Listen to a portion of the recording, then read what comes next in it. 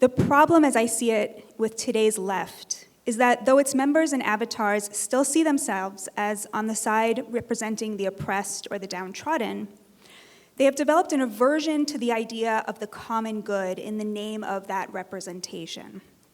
There has been a mass withdrawal from any recognition that something unites all Americans. There's no sense of any kind of responsibility or what Yoram calls bonds of mutual loyalty towards people who vote a different way or think a different way or don't identify with the highly specialized and often counterintuitive ideas and language coming out of the university about race and gender.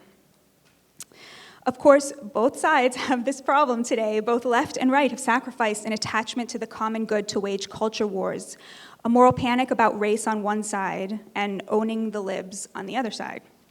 But I'm sure that someone at this excellent conference will take on the right for sacrificing the working class on the altar of owning the libs, so I'll spend most of my time on the left where I'm coming from. 50 years ago, the left was the side of the working class, the side of labor.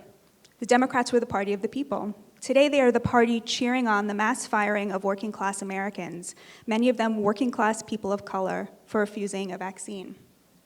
Once the left was the party that could rely on the votes of welders and linemen and factory workers.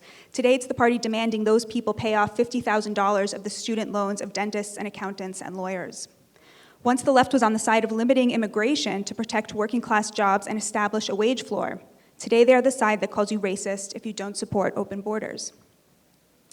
The focus on the dignity of labor and those who perform it has been replaced by a left that is now obsessed with identity, especially with gender and race. A moral panic around race suffuses our institutions, from the media to academia to the entertainment industry to corporations. And as I argue in my book, Bad News: How Woke Media is Undermining Democracy, these two aspects of left-wing culture, the abandonment of the working class and a moral panic around race, go hand in hand. The result of a status revolution among America's highly educated liberals, many of whom are now in the elite, including the vast majority of America's journalists.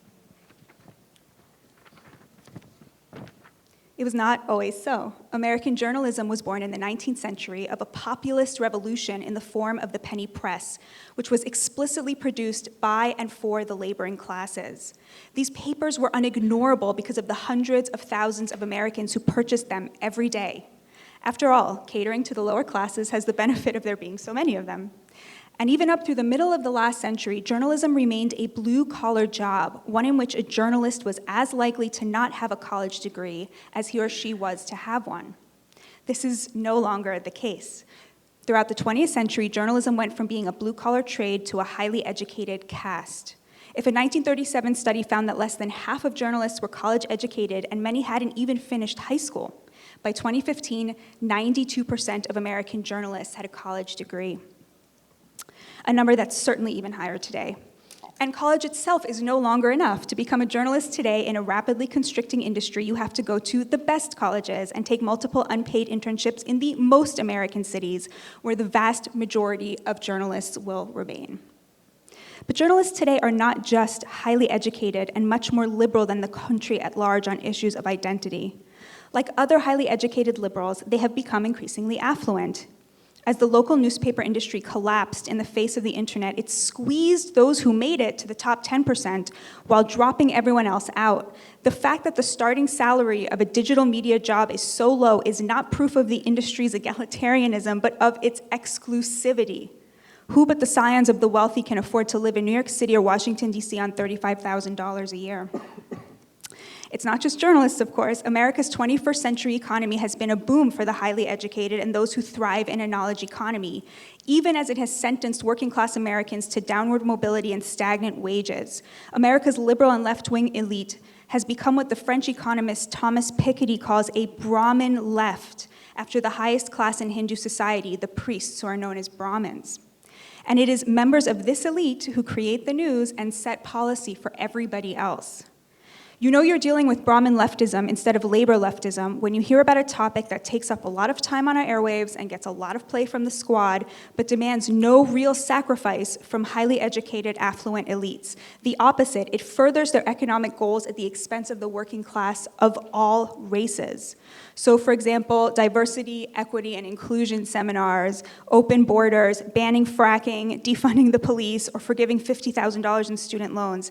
These issues all sound like social justice, but actually they very clearly benefit a highly educated liberal elite, literally putting money in their pockets at the expense of working class Americans of all races, and anyone who objects to this agenda is then called racist.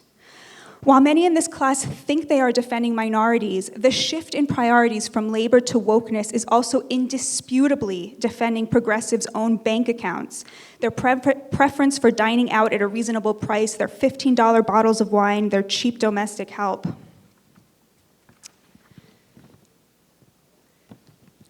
The moral panic around race and a more general obsession with what were once academic peccadillos, open borders, intersectionality, anti-racism, anti-Zionism, have provided a convenient alibi for a meritocratic elite that has benefited from America's vast income inequality and the widening class divide, but that still sees itself as on the side of the little guy, is still convinced of its superior virtue.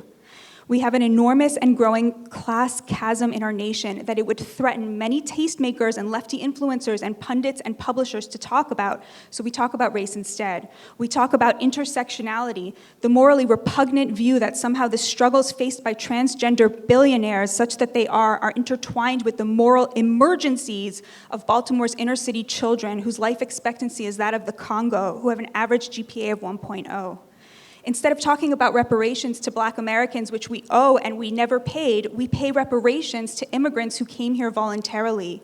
We use trust the science as an excuse to execute whatever small businesses managed to survive the plague. We use all of our learning to silence dissent, coming up with excuses for why people who are pro-life don't deserve the right to vote. What passes for the progressive left today is essentially a platform that uses the real pain of marginalized Americans, the real ways we are still failing American descendants of slaves, for example, as an excuse to denounce America as a white supremacy and withdraw from the common good, advocating for things that most undermine the autonomy and social mobility of the American working class of all races, and all of this in the name of anti-racism. The problem with this is not just that it's hypocritical or that it's morally wrong to silence the majority, to undermine the political and economic fortunes of the people we all rely on to exist.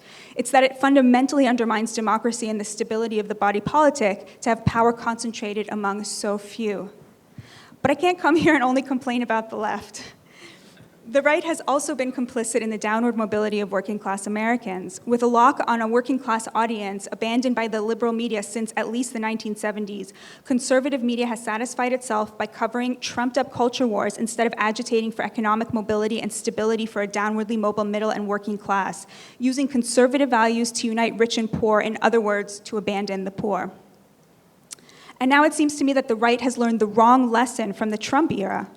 The lesson Trump taught us is that there is a hunger for economic populism on the right. Working class conservatives want an economy that works for them. They see through the trickle-down nonsense that they're fed by their politicians and media. They want dignified work, dignified jobs. They want an active role in building up this nation. And in exchange, many want universal health care, a child tax credit, even a $15 minimum wage, as we saw here in Florida in the 2020 election. But instead of building on Trump's economic legacy, Republicans have snapped right back to the pre-Trump free market ideology, though now, of course, with a heavy dose of Twitter brawling, as if that is why people turned out for Trump. To say nothing of the shameful penchant for attacking Joe Biden for making good on things Republicans themselves advocated for under Trump, most notably the withdrawal from Afghanistan. Which brings me back to nationalism. Hi. You don't sew back together the frayed fabric of American society and reinforce bonds of mutual loyalty by owning the libs, just like you don't do it through a moral panic around race. You do it with the mundane and Sisyphean struggle of giving your opponents the benefit of the doubt, by reaching across the aisle, by sitting next to people you disagree with in church and in shul, by refusing to replace spirituality and community with politics and media consumption.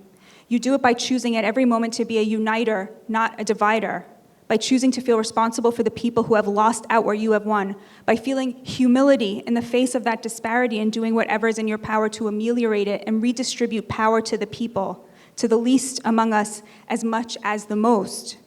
What to call this point of view? I call it populism or sometimes even socialism, but maybe it's not wrong to call it nationalism. Thank you very much.